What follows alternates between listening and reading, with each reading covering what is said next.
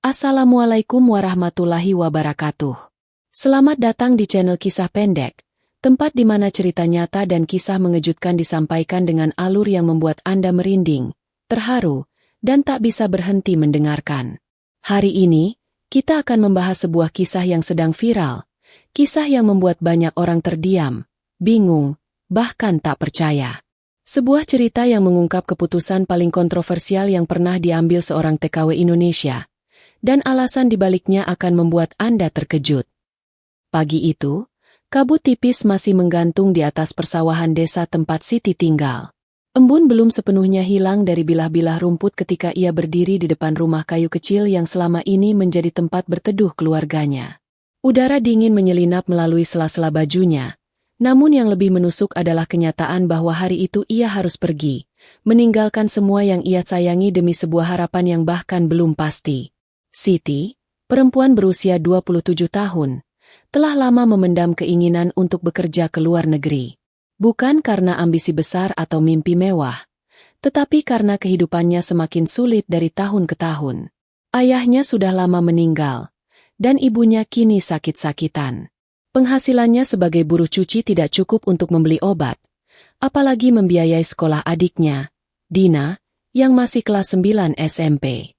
Setiap kali Siti melihat adiknya belajar dengan cahaya lampu minyak karena listrik sering diputus, dadanya serasa digerogoti rasa bersalah. Di desa itu, menjadi TKW adalah satu-satunya jalan keluar yang tampak nyata. Tetangga-tetangganya sering bercerita tentang uang yang mereka kirimkan dari luar negeri. Rumah bisa diperbaiki, kebun bisa dibeli, anak-anak bisa sekolah tinggi. Bagi Siti, semua itu seperti cerita dongeng yang mungkin bisa menjadi kenyataan jika ia cukup berani mengambil langkah. Namun keberangkatan ini bukan keputusan yang diambil dalam semalam. Selama berbulan-bulan Siti mengurus dokumen, mengikuti pelatihan, dan menghadapi berbagai cerita menakutkan tentang apa yang bisa terjadi pada pekerja migran di negeri orang. Ada yang disiksa, ada yang ditipu, ada yang tidak digaji. Setiap cerita itu menghantam hatinya seperti ombak yang membuatnya goyah. Tetapi kebutuhan keluarganya jauh lebih kuat daripada rasa takut. Subuh itu, sebelum ayam berkokok, Siti membantu ibunya yang duduk di kursi kayu tua. Wajah sang ibu pucat, tetapi senyumnya berusaha tegar. Hati-hati ya di sana, ucap ibunya lirih. Suaranya bergetar menahan tangis. Siti menggenggam tangan ibunya yang terasa rapuh. Ibu jangan khawatir. Siti cuma beberapa tahun. Siti ingin bikin hidup kita lebih baik. Ucapan itu sebenarnya lebih dimaksudkan untuk meyakinkan dirinya sendiri. Dina, adiknya yang masih kecil, memeluk pinggang Siti erat-erat. Mbak jangan lama-lama. Dina takut di rumah cuma berdua sama ibu. Siti membelai rambut Dina, merasakan ketegangan kecil di pundak adiknya. Disitulah ia menyadari bahwa kepergiannya bukan hanya membawa harapan, tapi juga meninggalkan kecemasan pada dua orang yang paling ia cintai. Ketika mobil agen penyalur akhirnya datang menjemput, jantung Siti seperti berdentam tak karuan. Ia melihat rumahnya sekali lagi, dinding papan, genteng lama, halaman kecil tempat ia dulu bermain saat kecil. Rumah itu tampak semakin kecil dan rapuh hari itu, seolah ikut merasakan kepergiannya. Perjalanan menuju bandara memakan waktu berjam-jam. Di dalam mobil, bersama beberapa calon TKW lain, suasana campur aduk. Ada yang diam sambil menggenggam tas erat-erat. Ada yang menatap keluar jendela dengan mata berkaca-kaca. Ada yang pura-pura kuat. Siti sendiri merasakan kecemasan dan tekad bersamaan.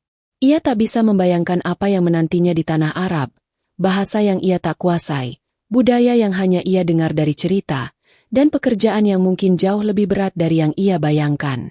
Ketika akhirnya pesawat tinggal landas, Siti menatap awan dari balik jendela. Di detik itu juga ia tahu, hidupnya tak akan lagi sama. Ia sedang meninggalkan kampung halaman bukan hanya sebagai Siti yang ia kenal selama ini, tetapi sebagai seseorang yang harus menjadi lebih kuat, lebih tabah, dan siap menghadapi kenyataan yang tak bisa diprediksi. Namun yang tidak ia ketahui adalah, perjalanan ini akan membawanya pada sebuah kisah yang kelak membuat dunia maya heboh, sebuah keputusan yang akan mengubah hidupnya selamanya. Hari pertama Siti bekerja di rumah majikannya terasa seperti memasuki dunia baru yang sepenuhnya asing. Rumah itu besar, lebih besar dari balai desa tempat warga sering berkumpul. Dindingnya tinggi, lantainya mengilat, dan suara langkah kaki saja bisa memantul di seluruh ruangan. Namun meski megah, rumah itu terasa kosong. Seperti ada sesuatu yang hilang dari dalamnya. Majikannya bernama Amir. Lelaki berusia sekitar 40-an, berwajah tegas namun tidak terlihat galak. Saat memperkenalkan diri, Amir hanya berkata singkat, suaranya datar tetapi sopan. "Selamat datang. Jika kamu butuh sesuatu, kamu bisa bilang." Tidak ada ancaman, tidak ada tatapan merendahkan, hanya ada kesan bahwa ia adalah seseorang yang lelah, bukan pada pekerja, tetapi pada hidupnya sendiri. Hari-hari berikutnya berjalan lebih ringan dari yang Siti bayangkan. Amir bukan tipe majikan yang suka memerintah dengan suara keras. Ia jarang berada di rumah karena sibuk mengurus bisnis keluarga. Siti bekerja membersihkan rumah, memasak makanan sederhana, mencuci pakaian, dan sesekali menemani ayah Amir yang sudah berusia lanjut dan mulai pikun. Ayahnya sering lupa waktu, kadang tak mengenali orang di sekitarnya. Siti selalu berbicara lembut, meski sering harus mengulang kalimat berkali-kali. Di tengah hiruk-pikuk pekerjaan rumah yang besar itu, Siti mulai memperhatikan sesuatu tentang Amir. Ia selalu pulang larut dengan mata yang tak pernah benar-benar berbinar. Seperti ada beban yang terus ia bawa, namun tidak pernah ia ceritakan. Kadang Siti mendengarnya berbicara pelan dalam bahasa Arab yang ia belum sepenuhnya mengerti, tetapi nada suaranya berat, seolah menahan sesuatu. Suatu sore, ketika Siti sedang menyiapkan teh untuk ayah Amir, ia melihat foto keluarga yang terpajang di ruang tamu. Foto itu memperlihatkan Amir muda bersama seorang wanita berwajah cantik dan lembut. Di foto itu, Amir tersenyum lebar, senyum yang tidak pernah Siti lihat selama ia bekerja di sana. Wanita itu memeluk lengan Amir dengan erat, seolah tidak ingin melepasnya. Namun yang membuat Siti berhenti sejenak adalah figura kecil di sampingnya. Foto yang sama, tetapi dengan pita hitam di sudutnya. Saat itu, potongan cerita mulai terhubung. Sunyinya rumah ini. Sikap Amir yang selalu terlihat letih. Raut sedih ayahnya setiap kali menyebut nama yang sama berulang-ulang. Siti tidak berani bertanya, tetapi ia bisa merasakan bahwa rumah besar ini sesungguhnya penuh dengan kenangan yang menggantung di udara. Suatu malam, ketika Siti selesai membereskan dapur, ia mendengar suara yang tidak biasa, seperti seseorang sedang berbicara di ruang tamu. Suaranya lembut, namun terdengar berat. Ia mendekat perlahan. Di sana, Amir duduk sendirian di sofa, memegang foto istrinya. Tidak ada kemarahan, tidak ada air mata, hanya tatapan kosong yang membuat Siti ikut merasakan kehilangan itu, meskipun ia tidak tahu cerita pastinya. Ketika Amir sadar ada seseorang yang lewat, ia hanya berkata pelan, "Maaf, aku tidak bermaksud membuatmu canggung. Rumah ini sudah terlalu lama sunyi." Kalimat itu sederhana, tetapi meninggalkan bekas di hati Siti. Untuk pertama kalinya, ia melihat majikannya bukan sebagai seseorang yang berkuasa di rumah itu, tetapi sebagai lelaki yang sedang berusaha bertahan dari luka yang belum sembuh. Hari-hari berikutnya, interaksi mereka mulai berubah sedikit. Amir lebih sering bertanya apakah Siti sudah makan. Sesekali ia memuji hasil masakan sederhana yang dibuat Siti, meski jelas rasa makanan itu tidak seperti masakan Arab asli. Siti melihat perubahan halus lainnya. Amir mulai pulang sedikit lebih awal, seolah merasa ada seseorang yang menghadirkan kembali kehidupan di rumah yang sebelumnya dingin itu. Namun semakin lama ia bekerja di sana, Siti merasa ada sesuatu yang samar tetapi jelas. Amir bukan memerlukan pekerja. Ia memerlukan seseorang yang membuatnya merasa tidak sendirian. Siti tidak menyadari bahwa kedekatan kecil ini akan menjadi awal dari sebuah keputusan besar. Keputusan yang kelak mengubah hidup mereka berdua, dan menghebohkan banyak orang ketika kisahnya tersebar. Hari-hari Siti bekerja di rumah itu mulai berjalan lebih hangat dibanding awal kedatangannya. Meski rumah besar itu masih terasa sunyi, kini ada ritme baru yang perlahan tumbuh tanpa disadari. Semua bermula dari satu kejadian sederhana, kejadian yang kemudian mengubah cara Amir dan Siti memandang satu sama lain. Suatu pagi, Ayah Amir tiba-tiba demam tinggi. Lelaki tua itu mengigau, memanggil nama istrinya yang sudah lama tiada, lalu menangis seperti anak kecil. Amir yang baru pulang dari kantor tampak panik. Ia memanggil dokter, tetapi proses pemeriksaan membutuhkan waktu. Siti, tanpa diminta, langsung mengambil air hangat dan kain basah untuk mengompres kening lelaki tua itu. Tangannya sigap, gerakannya lembut, dan suaranya menenangkan. Ketika dokter akhirnya datang, Amir sejak tadi memperhatikan dari samping. Ada sejenak ketika pandangannya tertuju pada Siti, bukan sebagai pekerja, tetapi sebagai seseorang yang penuh empati, seseorang yang peduli tanpa syarat. Pada malam itu juga, setelah ayahnya membaik, Amir hanya berkata pelan, "Terima kasih. Kamu merawat keluarga saya seperti keluargamu sendiri." Siti tidak tahu harus menjawab apa. Ia hanya tersenyum kecil, lalu kembali ke dapur. Namun di dalam hati, ia merasakan sesuatu yang berbeda. Bukan perasaan cinta, bukan pula rasa kagum, tetapi sebuah bentuk penghargaan yang belum pernah ia dapatkan dari siapapun sebelumnya. Sejak malam itu, komunikasi mereka semakin sering terjadi. Amir yang biasanya makan sendirian kini kadang meminta Siti menyiapkan teh lalu duduk beberapa menit di ruang makan. Ia mulai bercerita tentang pekerjaannya, tentang masa kecilnya, tentang kesepiannya setelah istrinya meninggal. Siti hanya mendengarkan, tetapi itu saja sudah cukup bagi Amir. Kadang lelaki itu menatap meja, seolah berusaha menyembunyikan kesedihan yang ia bawa setiap hari. Suatu sore, ketika mereka duduk di taman belakang rumah, angin berhembus pelan, membawa aroma bunga yang baru mekar. Amir berkata sesuatu yang membuat Siti tersentak. "Rumah ini dulu ramai. Istri saya suka menanam bunga. Dia ingin punya anak banyak." Siti menunduk, merasakan getaran dari suara itu. Setelah dia pergi, "Saya tidak tahu bagaimana caranya hidup tanpa rasa kosong ini." Kalimat itu melayang pelan di udara, tetapi beratnya terasa sampai ke dada Siti. Lama-kelamaan, hubungan mereka tak lagi sekadar majikan dan pekerja. Ada kehangatan kecil yang terasa, meski tidak pernah diucapkan. Siti mulai memahami bahwa Amir bukan orang yang tegas karena arogan, tetapi karena ia terbiasa menahan semuanya sendiri.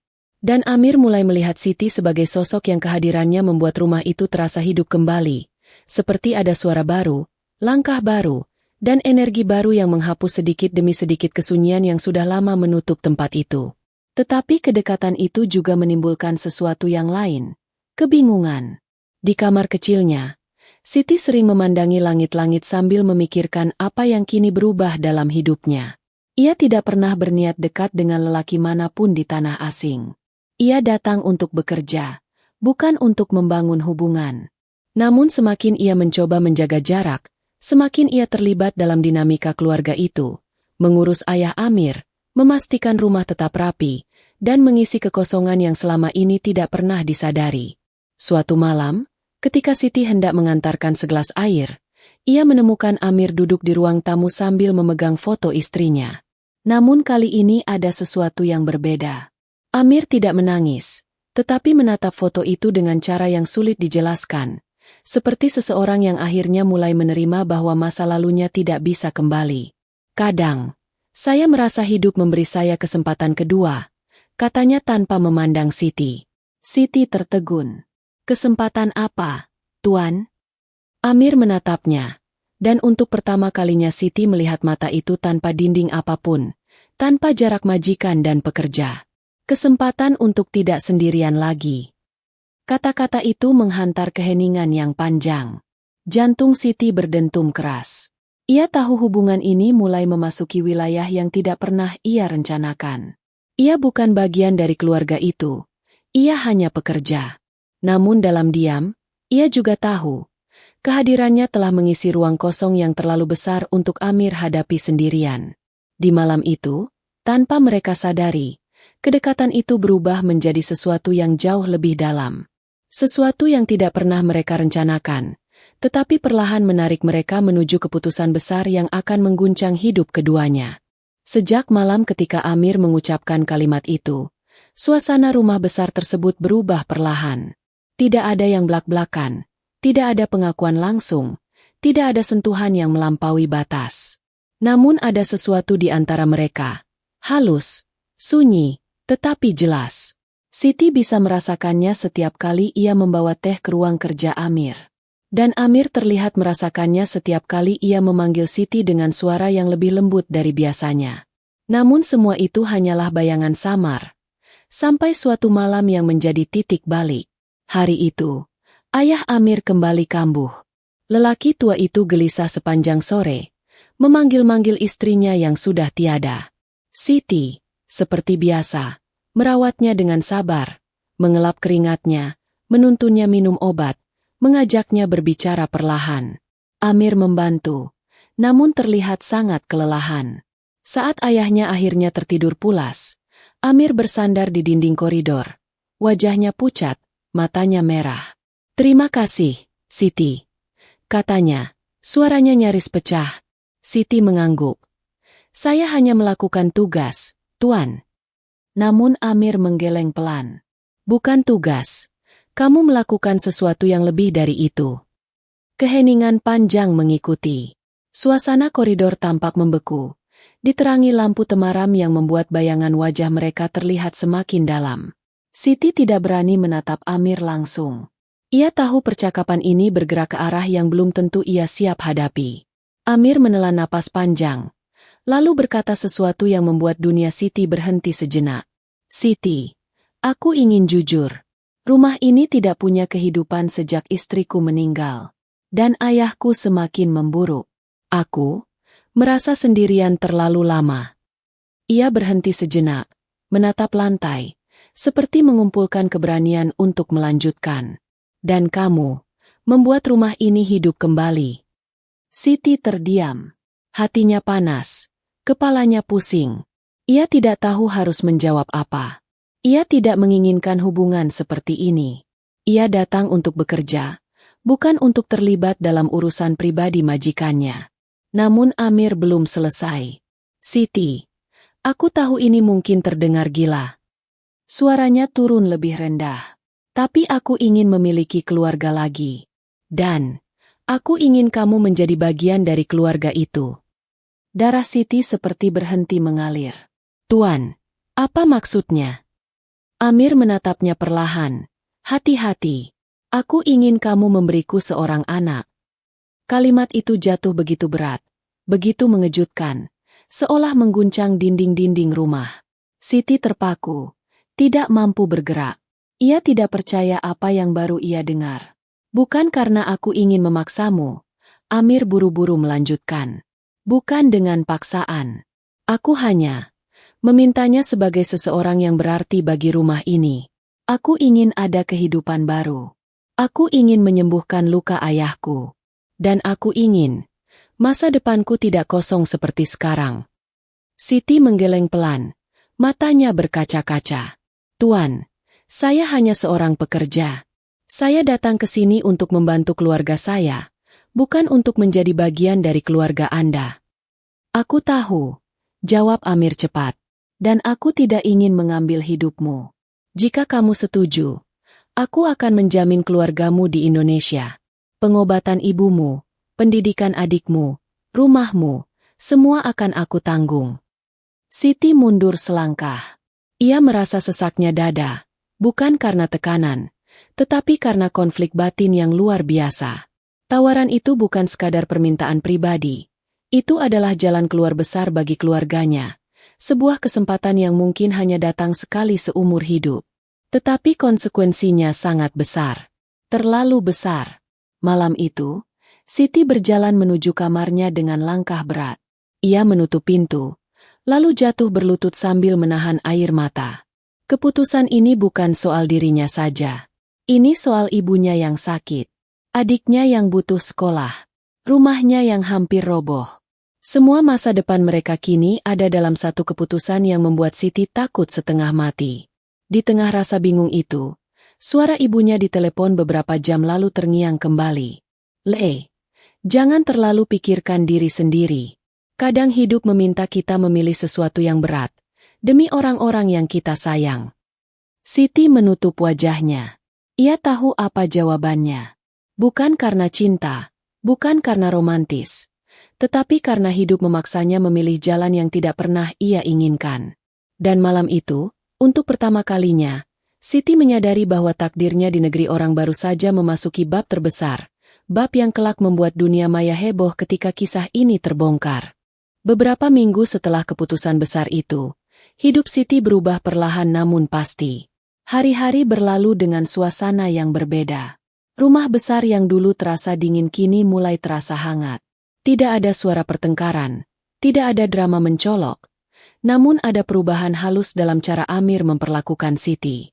Ia menjadi lebih perhatian, lebih pelan saat berbicara, lebih sering menanyakan apakah Siti merasa lelah.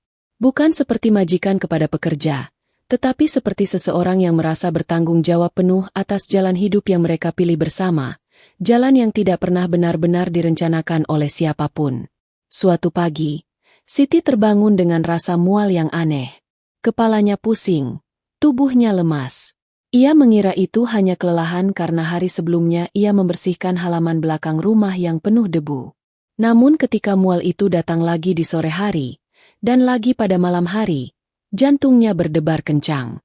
Ia mencoba menepis pikiran yang menakutkannya, tetapi hatinya tahu, sesuatu sedang berubah dari dalam tubuhnya. 3 hari kemudian, saat ia berdiri di dapur sambil memegang perutnya, ayah Amir yang pikun tiba-tiba tersenyum kepadanya. Senyum lembut yang jarang muncul. "Anak," katanya pelan dalam bahasa Arab yang sederhana. Siti terkejut. "Apa, Baba?" "Rumah ini akan punya anak lagi," gumam lelaki tua itu seolah sedang menubuatkan sesuatu. Siti tercekat. Ia tahu ia tak bisa menunda lagi. Sore itu, ia memberanikan diri ke klinik kecil yang biasa dikunjungi keluarga itu. Perawatnya ramah, dan dalam waktu singkat pemeriksaan dilakukan. Ketika hasilnya keluar, dunia Siti terasa berhenti sejenak. Ia hamil. Bukan delusi. Bukan dugaan. Bukan lagi ketakutan yang tidak pasti. Ini nyata. Ia memandang lembaran hasil itu dengan tangan bergetar. Ada rasa panik, ada rasa takut, ada rasa bingung, namun juga ada seberkas harapan kecil.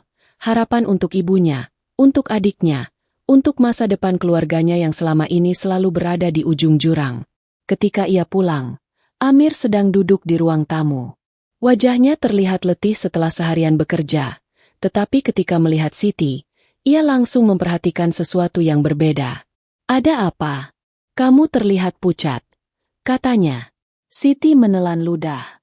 Ia tidak tahu bagaimana cara mengatakannya.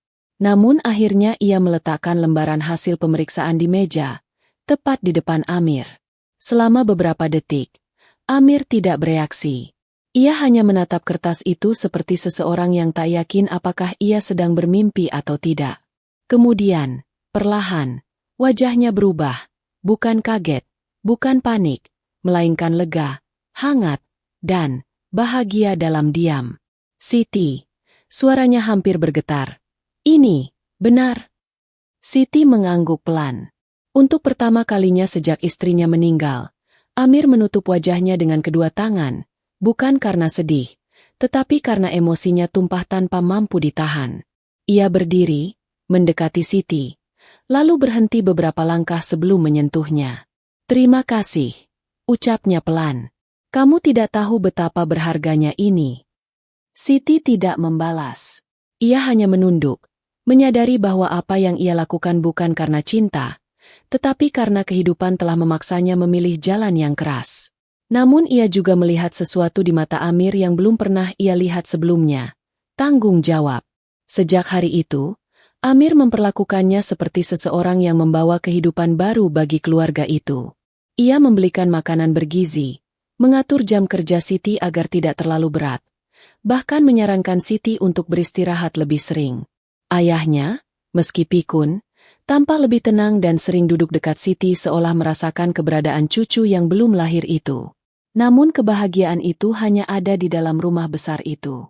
Di dalam kamar kecilnya, Siti sering menangis diam-diam. Bukan karena menyesal, tetapi karena takut. Ia takut pada masa depan anaknya. Ia takut pada pandangan orang. Ia takut pada apa yang akan terjadi jika kisah ini suatu hari keluar, di negara yang budaya dan hukumnya berbeda. Tetapi di balik semua ketakutan itu, satu hal membuatnya terus bertahan. Bayangan ibunya yang bisa berobat, adiknya yang bisa sekolah, dan kehidupan keluarganya yang akhirnya mungkin bisa berubah. Ia tahu waktunya tidak lama. Ia tidak bisa selamanya tinggal di rumah Amir. Namun untuk saat itu, untuk beberapa bulan ke depan, ia harus menjalani takdirnya. Takdir yang ia pilih dengan berat hati, takdir yang membuatnya menjadi pusat sebuah cerita besar yang kelak menghebohkan dunia maya. Karena di balik kehamilan itu, ada alasan yang lebih dalam, lebih rumit, dan lebih manusiawi daripada apapun yang orang pikirkan. 6 bulan setelah keputusan besar itu, tubuh Rani semakin jelas menunjukkan perubahan. Di depan cermin kamar kecilnya yang remang, ia sering menatap perut yang makin membesar sambil berusaha memahami hidup barunya. Tidak pernah terbayang bahwa kerja di negeri orang justru menghadirkan tanggung jawab sebesar ini.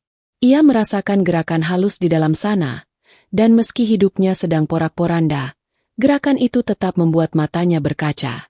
Ada kehidupan yang tumbuh karena pilihan yang tak pernah simpel. Di rumah majikan, situasinya ikut berubah.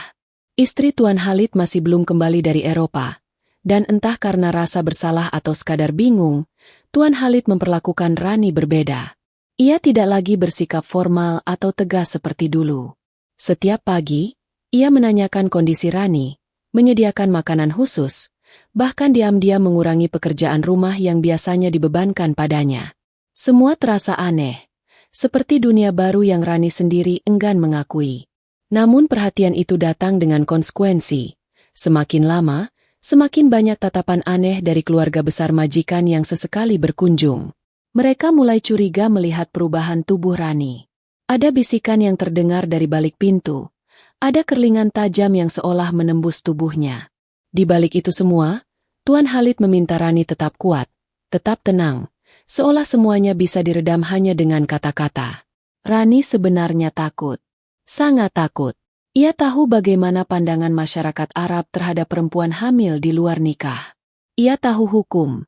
Ia tahu risiko. Namun anehnya, ia juga mulai merasakan keteguhan yang tak pernah ia miliki sebelumnya.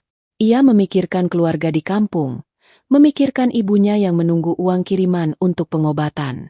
Setiap kali gentar, ia mengingat alasan awal yang membuatnya mengambil jalan berbahaya ini. Hubungan antara dirinya dan Tuan Khalid pun berubah. Bukan romantis, bukan juga cinta seperti dalam kisah drama. Hubungan itu lebih mirip dua orang yang sama-sama terjebak dalam keputusan salah tetapi berusaha tetap manusiawi. Di malam hari, kadang Rani duduk di dapur sambil minum susu hangat, dan Tuan Khalid muncul hanya untuk memastikan ia baik-baik saja. Tidak ada kata-kata manis, tidak ada janji muluk. Hanya keheningan yang aneh, keheningan yang membuat mereka sadar bahwa hidup mereka sedang berubah arah tanpa kendali. Ketika usia kandungan memasuki 7 bulan, sesuatu terjadi. Pada suatu malam, keluarga besar majikan datang mendadak. Rumah mendadak ramai. Dan disinilah masalah besar itu benar-benar meledak. Salah satu saudara perempuan Khalid melihat Rani membawa nampan minuman. Ia menatap perut Rani lama, terlalu lama. Lalu dengan nada tinggi ia bertanya di depan semua orang. "Siapa yang membuatmu seperti ini?" Seluruh ruangan terdiam. Rani nyaris menjatuhkan nampan. Wajahnya panas. Jantungnya bagaikan dipukul dari dalam. Tuan Khalid yang berada di ruangan itu ikut terpaku. Seakan semua rahasia yang selama ini dijaga rapat langsung diseret ke permukaan. Semuanya berubah dalam satu tatapan. Dan malam itu, untuk pertama kalinya sejak awal cerita ini dimulai, Rani merasa hidupnya mungkin akan berakhir semua dalam hitungan jam. Waktu berlalu lebih cepat dari yang Zara bayangkan. Perutnya semakin membesar, dan setiap hari ia merasakan kehidupan kecil di dalam dirinya bergerak. Namun di balik kehangatan itu, ada pergulatan batin yang tak pernah berhenti. Apakah ia akan berkata jujur kepada keluarganya, atau menyimpan kisah kelam ini sebagai rahasia seumur hidup? Sementara itu, hubungan antara Zara dan Tuan Faisal berubah drastis. Setelah memberi uang dan surat pengakuan, pria itu semakin menjaga jarak. Bukan karena tidak peduli, melainkan karena ia takut masalah ini terbongkar di keluarganya sendiri. Ia hanya meminta satu hal, sesuatu yang membuat hati Zara kembali hancur. Setelah melahirkan, kau boleh pulang, tapi jangan pernah kembali ke sini. Kalimat itu seperti belati yang menusuk perlahan. Selama ini Zara berharap, meski kecil kemungkinannya, bahwa Faisal akan setidaknya tetap mengawasinya dari jauh. Tapi kenyataan tidak selalu seindah itu. Ia hanyalah seorang pekerja, tanpa status, tanpa perlindungan, tanpa nama dalam kehidupan sang majikan. Malam demi malam, Zara duduk di tempat tidurnya sambil menatap langit-langit putih kamar sempit itu. Ia memikirkan masa depan anaknya. Apakah anak ini akan tumbuh mengetahui siapa ayahnya? Apakah ia akan membesar dalam stigma? Apakah ia akan dipandang sebagai kesalahan atau berkah? Seminggu sebelum melahirkan, Zara memutuskan menuliskan sebuah surat panjang untuk dirinya di masa depan. Ia menulis semua rasa sakit, ketakutan, dan alasan mengapa ia mengambil keputusan yang begitu besar. Surat itu ia simpan dalam tas, berharap suatu hari nanti anaknya bisa membacanya dan memahami bahwa ia dilahirkan bukan karena dosa, tapi karena keberanian seorang ibu mempertahankan hidup. Hari kelahiran pun tiba. Zara dibawa ke rumah sakit oleh adik laki-laki Tuan Faisal yang selama ini diam-diam membantu. Setelah berjam-jam bertarung dengan rasa sakit, tangisan bayi laki-laki itu memenuhi ruangan.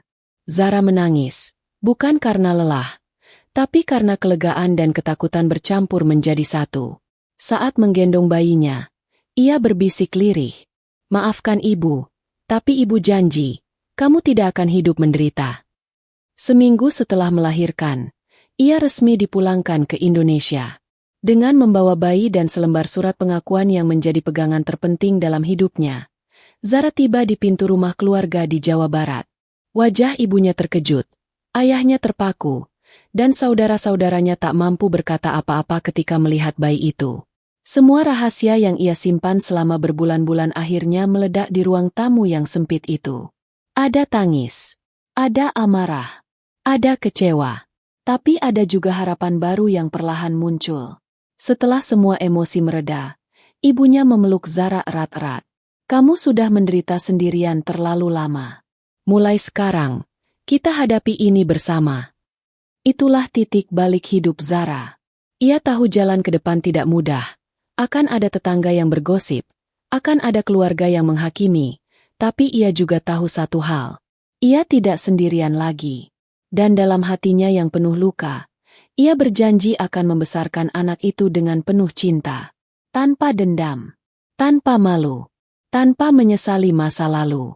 Karena pada akhirnya, dari seluruh badai yang ia alami, hanya ada satu hal yang benar-benar penting. Anak itu adalah hidupnya.